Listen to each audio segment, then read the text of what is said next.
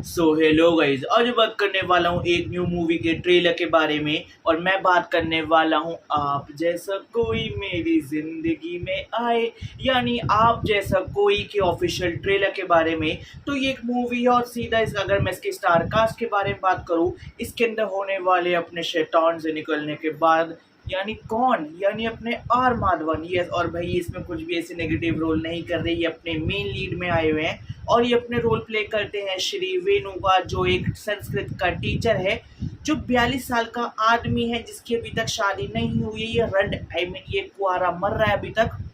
और फिर उसके बाद अगर तुम देखोगे तो भाई ये अपना बायोडाटा सीवी वगैरह मतलब ये सबको भेज रहा है कि मेरी शादी हो जाए, जिसकी वजह से इसकी माँ इसको डांटती है कि तू पागल है क्या, मैंने तेरे को क्या कहा था 39 का डालियो फिर तू 42 का डाल रहा है।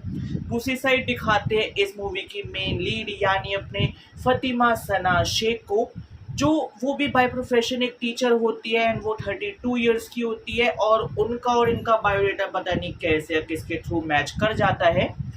तो ये दोनों मिलते हैं, बात बात होती है, दोनों अपनी चीज़ें डिस्कस करने लगते हैं, दोनों और ज़्यादा क्लोज आने लगते हैं। फिर उसके बाद धीरे धीरे बॉन्डिंग बनती है, एज गैप भी काफ़ी ज़्यादा होता है।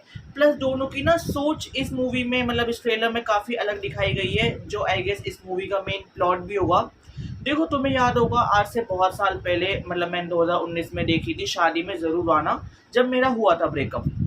तो जब मैंने उसको देखा था तो आई गेट टू नो कि उनकी स्टार्टिंग भी ऐसी हुई थी कि जो लौंडा था वो बहुत शरीफ था, बहुत चुपचाप था, जो लड़की थी वो ज़्यादा बोलती थी। फिर उसके बाद इन दोनों के आपस में बॉन्डिंग और वाइब मैच हुई, दोनों शादी करने वाले थे, बट ड्यू टू लड़की के रीजन ये शादी नहीं कर पाए थे। तो वो प्लॉट मुझे कहीं ना कहीं यहाँ पे भी दिख रहा है कि दोनों आपस में मिल रहे हैं, वाइब मैच कर रही है, बट कहीं ना कहीं दोनों के बैकग्राउंड और दोनों की थिंकिंग इतनी मेल आपस में नहीं खाती। और फिर उसके बाद शादी से पहले अपने जब ये दोनों मिलते हैं उसके बाद एक ये यहाँ पे रोमांटिक लव स्टोरी स्टार्ट हो जाती है।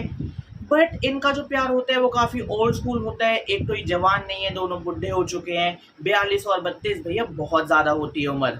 और फिर उसके बाद दिखाते हैं कि इन दोनों की चीज़ें ना बहुत, जो मैंने अभी कहा कि अलग है। जैसे अपने जो आर माधवन है वो ओल्ड स्कूल है, उनको चीज़ें शादी के बाद रखना पसंद है, हग और किस वगैरह भी। दूसरी साइड जो अपनी लड़की है वो थोड़ी मॉडर्न है, एक तो एज गैप है, प्लस वो कुछ ज़्यादा ही है मॉडर्न, और ये कहीं ना कहीं आर माधवन के फैमिली और उनके रिश्तेदारों को पसंद नहीं आती कि भाई कैसी लड़की दारू भी पी रही है, ताश भी खेल रही है, हम लोगों के साथ भी बैठी है, इसे इतना बोलने का हक किसने दिया, और ये पॉलिटिक्स की भी बातें कर रही है। मतलब एक लड़की इतना सब करेगी, फिर वो कहते हैं कि तू अपनी बीवी से इस उम्र में काम करवाएगा क्या, तो खुद काम नहीं कर सकता। फिर उसके बाद इन सब चीज़ों से भड़कने के बाद अपने आर माधवन जाते हैं फतिमा शेख के पास और वो कहते हैं कि देखो हम सब में बहुत कुछ अच्छा है, हम बिल्कुल ऐसे अच्छे हैं, शादी होने वाली है, बट मैं चाहूँगा तुम थोड़ी लिमिट में रहो। अब यहाँ पे वो लड़की क्या बोलेगी, मतलब वो जो आर माधवन के फेस से पता लगता है जब उन्होंने आंसर दिया कि उनको लगा था कि हाँ जी मैं ध्यान रखूंगी, मैं तो क्यूटी सी लड़की हूँ, बट ये भाई साहब ये मॉडर्न एरा है, ये आज की इंडिपेंडेंट वुमेन है और ये बोलती है और तुम मेरी लिमिट डिसाइड करने वाले होते कौन हो भाई। जिसकी वजह से इनके बीच में चीज़ें खराब होने लगती है। फिर उसके बाद खराब होते होते आई गेस हल्दिया मेहंदी की कोई सेरेमनी हो रही होती है, जब इनके बीच में चीज़ें इतनी खराब होती है कि भाई इनकी शादी कैंसिल हो जाती है। और फिर उसके बाद जब आर माधवन जाता है सीधा अपने फतिमा को बोलने की देखो मुझे तुमसे शादी कैंसिल करनी है, मुझे तुमसे शादी नहीं करनी, हम उतने भी कंपेटिबल नहीं है जितना हमने सोचा था। अब इस पे वो अब जो अपनी फतिमा होती है वो वही डायलॉग मारती है जो मुझे मेरी एक्स ने मारा था, स्टिल वो मुझे धोखा देके भाग गई थी, क्या तुम भी मुझे औरों की तरह छोड़ के चले जाओगे।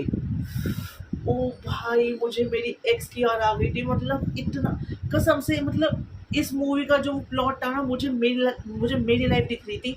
मतलब मैं ये नहीं कह रहा कि मेरी सोच ऑर्थोडॉक्स है, बट जिस तरीके से आर माधवन उसको ट्रीट करता है, उसके साथ अच्छे से रहता है, सब चीज़ें शादी की बात करेंगे, ये सेम चीज़ें मैंने अपनी गर्लफ्रेंड को कही थी जो जिसको मैंने फ्यूचर वाइफ भी बोला था, बट खैर वो नहीं हो पाया, वो एक अलग बात है। खैर तो गाइस यहाँ पे ख़त्म होता है अपने आप जैसा कोई के ट्रेलर का रिव्यू। और अगर मैं इसके प्रोड्यूसर्स के बारे में बात करूँ, उसके मेन प्रोड्यूसर होने वाले हैं करण जौहर, साथ में होने वाले हैं अदार पूनावाला, साथ में होने वाले हैं पूर्वा मेहता, साथ में होने वाले हैं सोमन मिश्रा। और अगर मैं इसके डायरेक्टर के बारे में बात करूँ वो होने वाले हैं विवेक सोनी। और अगर मैं इसके रिलीज डेट के बारे में बात करूँ, ये अपने कोई थिएटिकल रिलीज नहीं है, ये अपना एक ओटीटी रिलीज है। यानी आज से मोटा मोटा 15 दिन बाद 11 जुलाई 2025 को ये अवेलेबल हो जाएगी हमारे नेटफ्लिक्स प्लेटफॉर्म पे। तो जाके चेकआउट कर लेना। मैं इसको देखने वाला हूँ। खैर अभी इसी हफ्ते 2 चीज़ें आने वाली है, अपनी स्क्विड गेम का सीजन 3 और दूसरा अपनी माँ मूवी। बहुत कुछ आने वाला है। पंचायत देख चुका, मतलब ठीक है।